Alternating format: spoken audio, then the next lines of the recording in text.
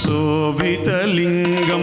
जन्मज दुःखविनाशकलिङ्गं तत्प्रणमामि सदा शिवलिङ्गं देवमुनि प्रवरार्चितलिङ्गं कामदहनकरुणाकरलिङ्गं रावणदर्पविनाशकलिङ्गं तत्प्रणमामि सदा शिवलिङ्गं सर्वसुगन्धिसुलेपितलिङ्गं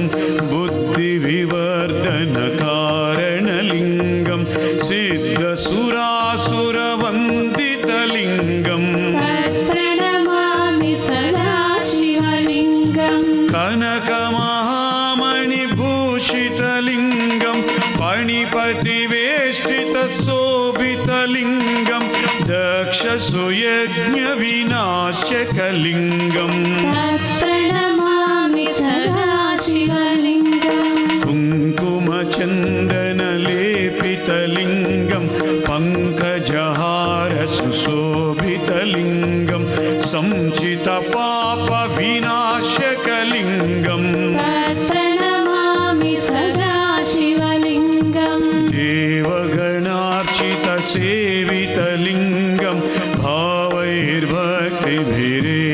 च लिङ्गं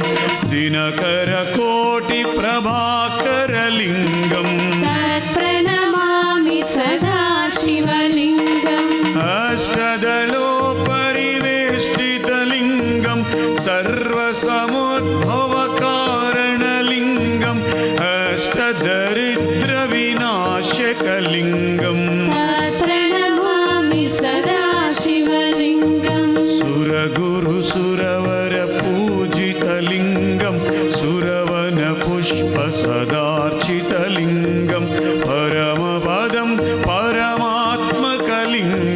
तत्प्रणमामि सदा शिवलिङ्गं लिङ्गाष्टकमिदं पुण्यं यः पठेत् शिवसन्निधौ शिवलोकमवाप्नोति शिवेन सह मोदते।